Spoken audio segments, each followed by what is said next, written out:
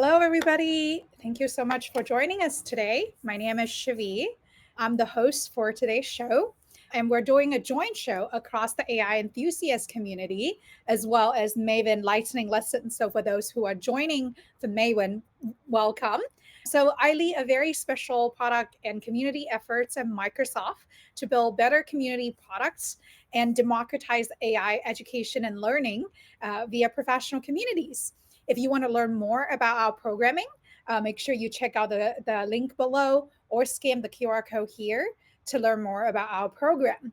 So, today we're going to talk about something really exciting and special about how user research and market research is different in the AI era. But before I get in, feel free to drop in the chat where you're joining us from.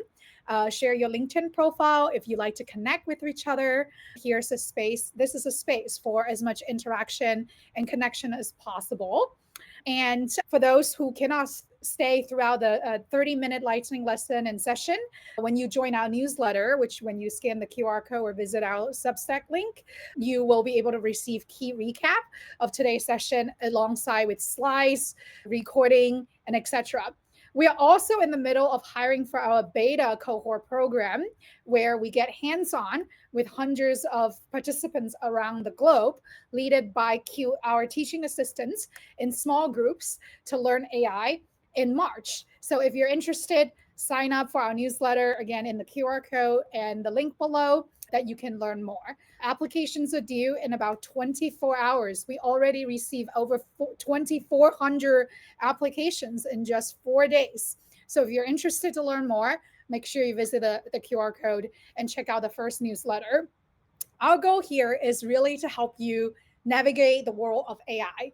Whether you are a product manager, designer, marketers, user researcher, we're diving deep with industry leaders and sharing actionable insights on how to make AI more accessible, impactful, and useful in your work and day-to-day life.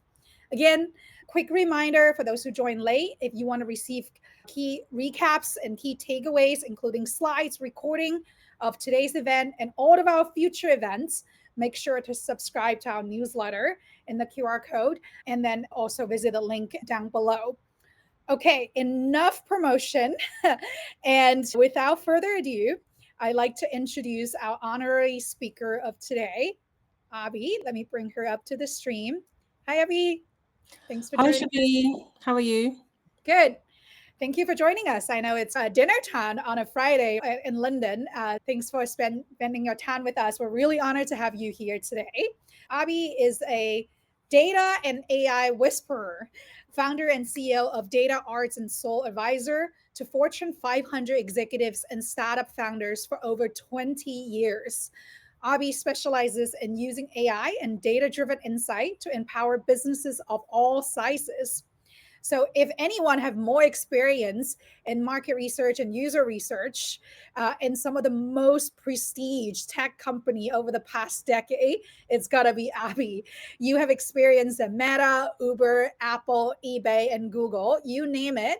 And so you bring a unique perspective on leveraging AI for strategic market decision making. So thank you so much. We're so honored to have you here today. Wow, thank you for such an amazing intro. I'm so honored to speak here today and actually impart a lot of the wisdom I've gained over the time experimenting with AI in the field of marketing, intelligence, and research. So, yeah, today we're going to talk about how to use AI to spot high impact product opportunities. And the kind of impetus for this is that when we come to product, we've typically done product research in a very specific way. And it's very much inspired by the big tech giants. I've worked at most of these companies here, have you said? And in the common ethos is that you build before you measure, before you learn. And I think in those days, it really much made sense because back in those days, the markets was verging. There was nothing out there really. And the people who launched something quickly could win the whole market. And technically, it was only a few people had the skills to build stuff very quickly. If you just built something iterated, learning as you go, you could pretty much take the whole market. And that was pretty much the market research type of ethos back in those days. But if you fast forward to now, the landscape is completely different. not only are the markets much more saturated, and actually most product launches fail because building is not the competitive advantage anymore. It's about who Absolutely. can build the right thing. Everyone can build. There's AI tools, no code tools. There's you can build something with an prototype with Bubble or something like that and get things out. So there's no kind of there's loads of products out there that are perfectly executed, built faster, shipped very quickly, but they're not really landing well in the market. So actually, it's time to actually turn things around and learn first, and so that you can build the right thing once. Because the current way is you build something and then you iterate in a linear way, try to move metrics, and it takes a long time. It seems fast because you've got something out there, but it actually takes long to achieve product market fit. I think that's so important. That's why I'm so excited today for our session of using AI to actually identify those high impact growth opportunities, the right signal, and potentially saying goodbye or partially saying goodbye to the lean startup MVP methodology that you alluded to and mentioned. So before we get started, I just want to say hi to a couple folks from the community. We have Danielle joining us from Atlanta. We have folks from Yan from Singapore. I don't know what time it is in Singapore, but probably pretty late. So thank you for your dedication on a Friday night. We have Greg from Pittsburgh, Michelle from Sacramento, Joni from Santa Barbara, Vivek from LA, Christy from Seattle, Cupertino. Today we have a lot of Tech Hub folks. Very interesting. Usually we have a lot more international crowd, but we do have someone from France. And then, yeah, so Berlin, Franca. So keep dropping in the chat where you're joining us from and what question you have for Abby, what you're hoping to learn from her. I personally took Abby's first cohort late last year on how to use AI to identify signals for customer research. Yes, we have folks from Brazil and Portugal. That's awesome. And Dubai. Thank you. Like Abby said, one thing that I found very intriguing and interesting was like there are so many AI tools. Everybody can build anything. I even built an AI trivia game as my first deploy app in an hour. And I was like, wow. So then if everybody can build everything or a lot of things are GPT wrappers, how are we going to differentiate in this AI power world? And one more thing I would say before I hand it over the mic to Abby was that Abby has a really unique way of seeing things. So for example, in her lesson, I learned about the 7 scenes of market research, which were counterintuitive insight that you would only learn having such an aha moment on hindsight. Like the danger of big data. We always thought more data was better, but maybe not, right? And then the concept of minimum viable product versus minimum lovable product, I think are something really interesting to consider as well. And so one of the big framework that's overarching framework in your course was the notion of an architect and an oracle. Tell us more about that. Sure. So really, architect and oracle are just two modes of going to market. So pretty much most of us think architect first. So architect first is, oh, I've got this idea, or I've figured out this kind of problem that I want to solve. And then you make assumptions, and then you build something, and then you try to throw it out in the market, experiment, see how it goes. So it's more of an executional, move fast type of energy. Oracle is basically you, before you actually build, you take a little time to learn. And back in the day, this would have been death knell, because by the time you learn, someone else has launched something. But actually now in the age of AI, you can actually co-opt AI as a partner to help you do this at scale very quickly and be a partner in pattern recognition. So you can actually take signals from the market, what people are doing online, what they're saying, what they're expressing about their needs in different places like forums or live streams, things like that, and actually use AI to decode that, not just to hear feature ideas or to do sentiment analysis, but actually dig deeper into psychological reasons, the motivational reasons of what they're trying to do, and do that at a scale that you've never done before. So in a way, you can actually listen to the market very quickly in a matter of days, something that would have taken weeks or months in a traditional research, by going and speaking to people, asking them questions, observing them ethnographically, and then actually build like an MVP that you can launch in the same way as you did before. So it's like, it's not ditching the architect at all. it's working in tandem with each other. But this time you're taking direction, you're finding some direction first before you build, essentially. And what you do in the course is that I teach you how to use AI agents to build like a customer insights engine that takes all these signals from the market. And then you can have other agents that help you narrow down those into product ideas or into kind of design ideas or things like that that are focused on what customers actually need, essentially. I think that's really awesome. Just to make sure we have the right context for everybody, would you mind going back 2 more slides and just Sure, give folks a little bit of, let's remind folks what is an architect and sure, then what is an oracle? And then we'll come sure. to probably seeing a real life example. Yeah, awesome. So an oracle is a tool that you can build that is basically acts as your ears, your eyes, you're sensing the market. So rather than you going out there and scraping stuff by yourself manually or reading things, you can build agents that go out there after you and listen to places where your customers are and keep ongoing pulse on the market, but tailor that into insights that are useful to you. Then the architect is another type of agent that you build. So these are both tools you build using tools like Mind Studio or N8N or Make.com or things like that. The architect is basically you're working with the data you've gathered, and then it's your partner in actually building the product according to what the insights are telling you, essentially. So it just makes sure that you're on a straight and narrow, going in the right direction. Yeah, I really like that. I think it's a really powerful concept. I think just to level set also, this also introduced a mindset of like how you can employ basically an army of AI agents that embody Exactly. different persona and different capabilities to go out and do all that work for you.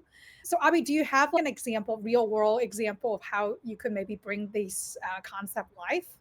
Yeah, of course. So I'm going to show you like a client case study, but you can build any kind of architect that works with any kind of data. But I wanted to show you this because it was really an interesting problem. So the company you see here is a company I worked with, which they are like a countertop, very nice, sleek water filter company where you can just take your tap water, you pour it in, and then it will filter the water for you. And then it also sells subscriptions to sachets where you can remineralize the water or put vitamins in it or things like that. So it was founded by two guys who are fitness enthusiasts. And yeah, but they had a big problem. And the big problem is how do we position ourselves and who's our target market? We already have some early adopters who tend to be health oriented people or people who care about the environment or people who are sick of bottled water or things like that. But there's basically, did they focus on the water filter market, which is all about features and specs and fitting something to your tap, or do they think about bottled water and all the different electrolyte tablets and things like that? Are those their competitors, or is it something completely new? And they really wanted a strategy which was more like an Apple type of strategy where you have a device that you sell, but then subscriptions and opening a whole big market. But the problem is they didn't know who that market was. They already had some early customers and they wanted to find out a bit more about what to do. I was approached by their CMO at the time, and we basically they told me I had 5 days because they had a big investor kind of meeting coming up. And so what I did was built one of these oracles to help them just quickly try and find the insights that they need.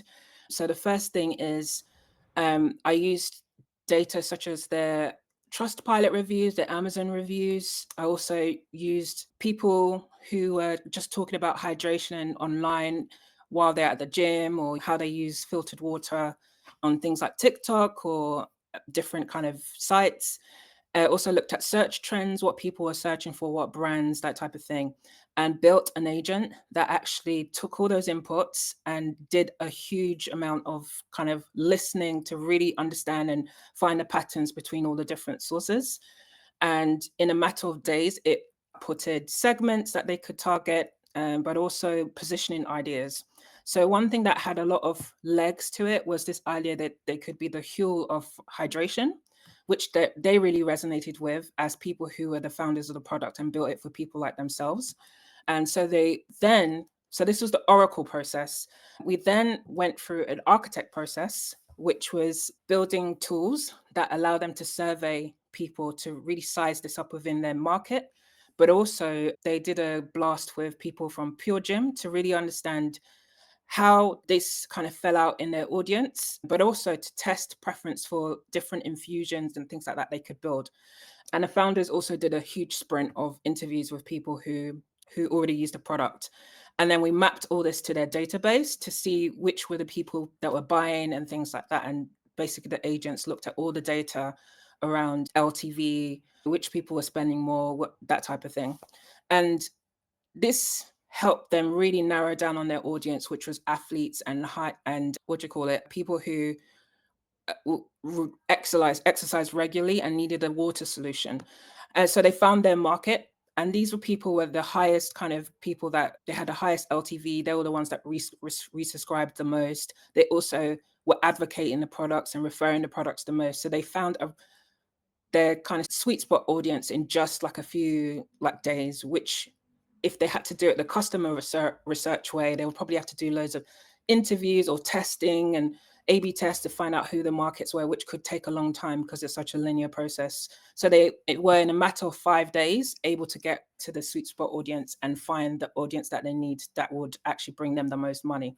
But yeah, so that's the kind of case study, but you can use this for not only like customer oriented ones, but also B2B. I've used this for B2B and subscription businesses, all kinds of businesses. Is very relevant. It's any kind of business where you don't know what direction you want to go, and you just need this kind of tools to help you figure out what the landscape is very quickly. So the Oracle and then the architect mindset approach is very useful for that. So yeah, that was the case study. Yeah, awesome. This is great. I think we got some pretty cool comments and question that I want to double click the session. I think Justine did a pretty good job summarizing what the difference is between Oracle and Architect.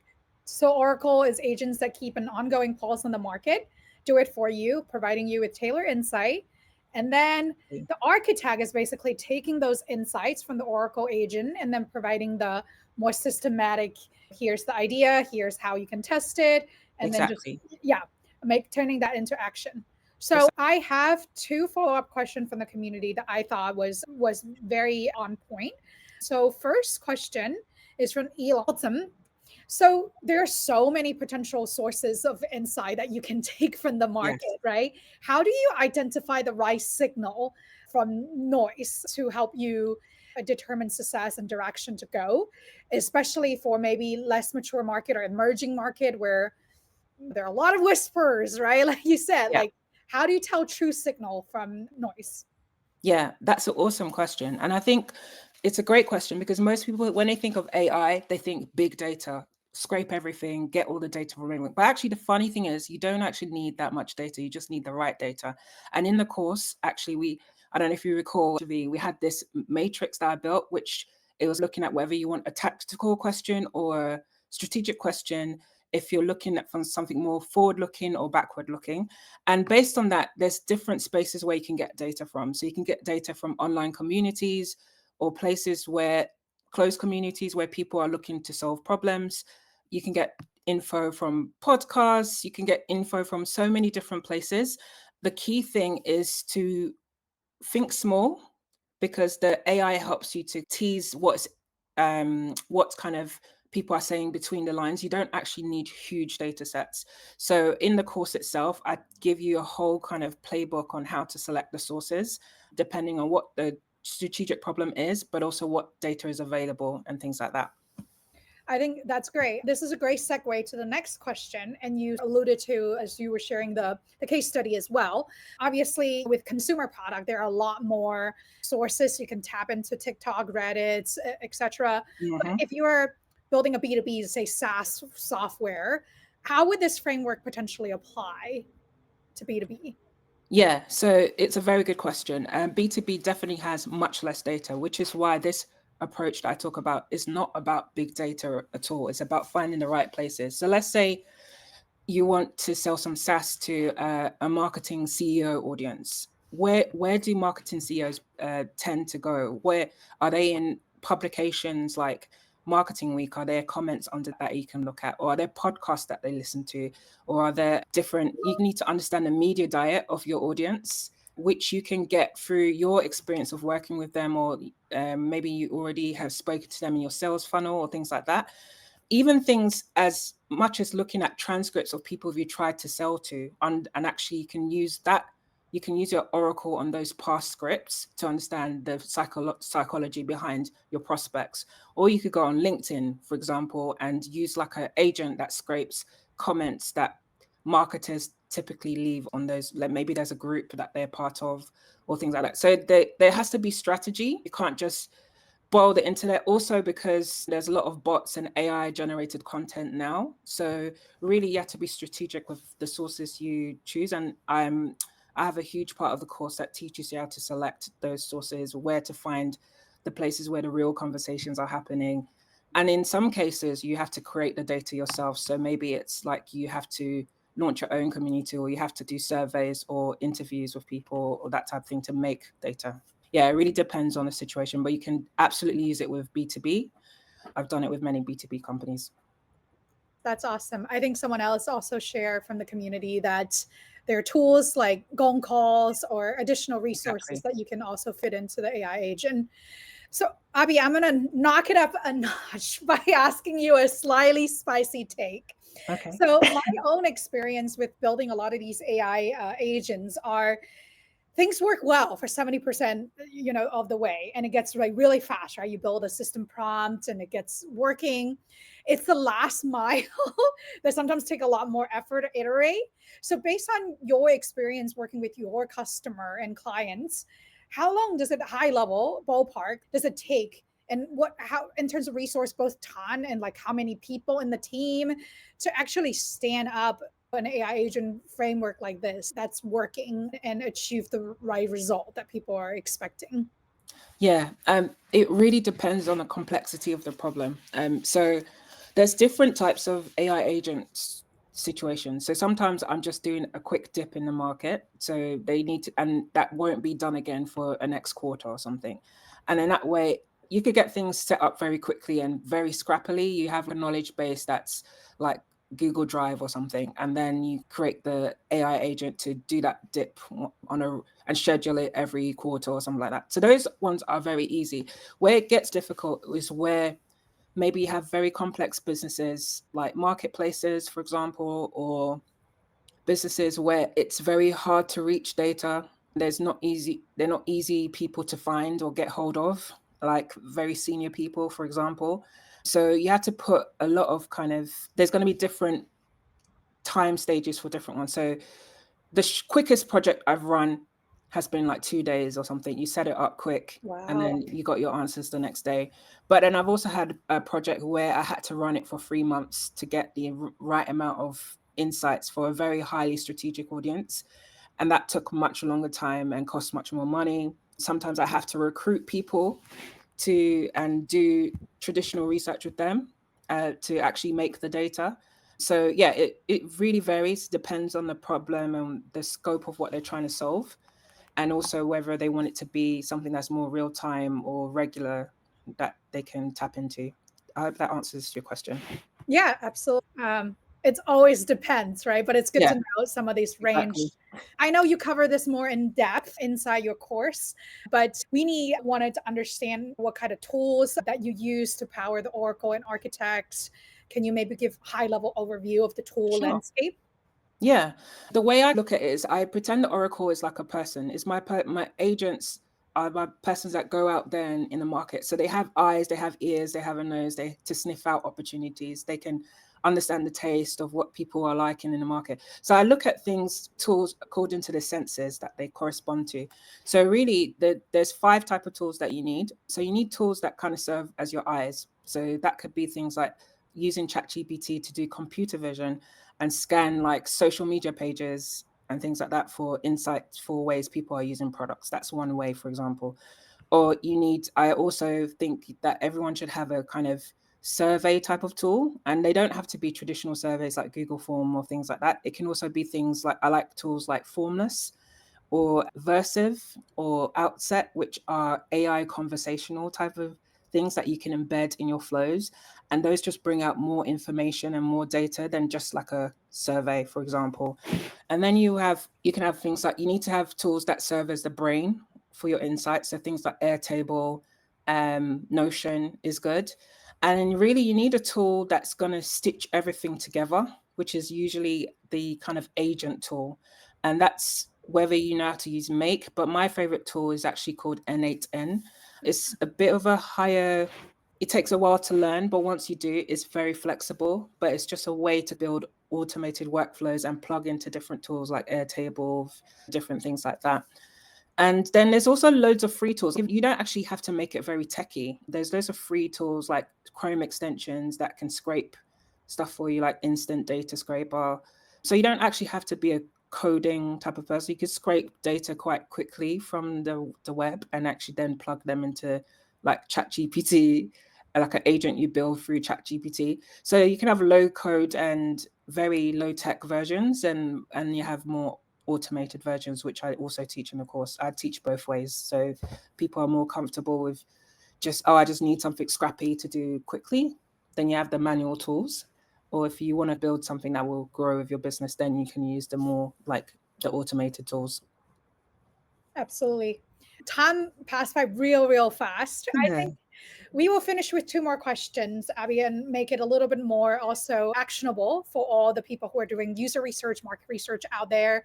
Sure. Obviously, more is going to be covered inside your course, which I'll start showing the QR code if people are interested to learn more. But I'll be curious. First, how do you think these AI trends are going to impact like a traditional market researcher's job? I guess that's the $1 million questions, right? And how are a lot of us are probably product managers or product builders who sits in the intersection, right, between providing inputs to market research teams or product marketers, and then really owning that audience and the persona and the mindset. So how do you think the job is going to change and evolve? And then related to that is like, what advice would you give people to stay ahead of the market? Yeah, so I think there's two camps that people fall into. So I think there's some people who fall into the camp that this is going to take my job. Don't use synthetic data. This AI can't do anything. It hallucinates, blah, blah, blah. Don't touch it. That's one camp. And then you have the other camps who are intrigued and curious about it and experimenting and trying stuff and things like that. I do fall in the latter camp. But what I'll say is that AI will never replace researchers, strong researchers, because it is still like a human social science. And you do what AI can be, absolutely, it's your partner. And it has its own lane. Its lane, in my view, is being like a partner that can do pattern recognition. And it's not, most people want to use it just to automate stuff, to make things faster, things like that. But actually it's because of all the knowledge is ingested, it makes it a very good mirror to society. And so you can actually use that to help you validate hypotheses and things like that. And I talk about that along in my course. So what I want people to take away from AI is to see it as a kind of ethnographer in your pocket that you can use to scale yourself. So let's say you are a UX researcher or someone who's spent so much time learning all the kind of theory behind research, good, robust research. One of the big problems that products face right now is that research is too slow, or by the time they're making decisions, the product marketers have just gone and done their own thing. But if you are using this in a proactive way, you can actually use the knowledge that you have to create tools that don't hallucinate or don't make things up or things like that by using your own expertise and scaling yourself and putting that in the hands of research product people. So because I think everyone's going to be researchers essentially, but you still need people who are the skilled people to actually build the proper agents that are going to work and surface the insights in the right way. So that's my thought on it. Yeah, I love that. I think this remind me of another methodology called continuous discovery research, right? It was just like constantly listening, giving you signals how the market's evolving. And I'm Exactly. definitely one of the culprits of thinking research is too slow. And then I'm going to go ahead and talk to the user. And yeah. And I also Yeah. want to give a shout out to Justine from our community who's been just helping us taking notes and sharing in the community. So thank you so much for her support. Any parting advice, Abby, other than checking out your courses, which I know about 20 some people have already scanned the QR code. So there's definitely more Wonderful. nuggets inside the course. And if you use the promo code Shivi, which is my first name, you'll get $100 off. I think the cohort is coming up pretty soon. So you get to learn all of the how to implement all of this. Yeah. Yeah, it's coming up in March the 11th. But yeah, parting advice. So I think the first thing I always say to people when you start using AI is to approach things where we're being curious rather than trying to have certainty. So you see this as a kind of experiment and a way to play with data and thought partner to bounce your ideas with, who has its own strengths, is to see the angles that you might not see, to look at the edges you can't go, and do that at scale. So your partner that goes out there into the wild and brings back insights for you, and then you as the human can then sift through that and basically make good decisions based on it. I would say use it in that way rather than trying to automate by scraping everything and just having the flood of data coming to you, because I don't think that actually improves decisions. Then the next thing is small is better than big. It might seem counterintuitive because I come from a big data background, but actually you don't need big data. You just need the right data that is rich, which has a lot of text and it's very unstructured. It comes from places where people are very honest about their experiences or things like that. And then you use AI to turbocharge those data sets so that they're more interesting and things like that. That's the way we use it in the course. And it's a great way to find new ideas, new directions, new kind of ways to angle your product into market shifts that are happening, then rather than trying to force yourself onto customers that don't want what you're selling. So yeah, so it's just, I think one thing takeaway of this course is really about trying to understand people in their natural environment and then trying to fit your product into what people are already doing and desire, rather than you having a solution that you want to foist on the market. Yeah, and Shivi, you can say if you agree, but I think it's just a way. No, absolutely. I also resonated a lot with the experimental, curious mindset, because I think a lot of us coming in, like, I had to rewrite my whole playbook. I think, like, I was learning all this AI concept. I got super excited, test out stuff, and then realize, oh, it takes a couple more iteration. And you might ran out, a lot of people, I would say, probably 80% of people ran out of patience before that next iteration. And the curve that I really want to draw and inside my mind was like, you have sky high expectation and then you like fall down pretty hard. Very But then quickly. it picks up pretty quickly as long as you keep trying it out. And that's what I felt about AI as well, is if you keep your expectation low, you might get decently surprised, but then you're going to have to hump around a little bit. And the process is definitely not linear. So it could be like one prompt ago, things were shitty. And then the next prompt could improve a whole lot. And then the next prompt could degrade it again. Tracking every iteration and evaluating and keep tinkering and be able to go back to the older version of the prompt or whatnot. And then sometimes I build a couple of custom GPT and it works out for a month. And then some new update pushed and changes the whole thing again. I was like, what happened? But anyway, this was really great. I know some folks have asked for, Franca and John asked for, is this recorded and available after? So folks who joined and missed the beginning, please make sure you subscribe to the newsletter with the link below. I know the Tinker Simple sometimes can be a little annoying, but it's a short website. If you just join our newsletter, you'll get recording from today's presentation, today's event, Lightning Lessons, for those who join from Maven. You'll also get access to the slides that Abby share, as well as the course link. And again, promo code is Shivi for $100 off as the benefit courtesy that Maven provide for our community. And yeah, this is a really exciting session. I hope folks enjoy it. And again, we'll recap key takeaways in our newsletter that we'll send out next Wednesday. And check out Abby's course. And thank you so much today for joining me. Thank you. Lovely speaking with you. Bye. Bye. Have a great weekend, everybody.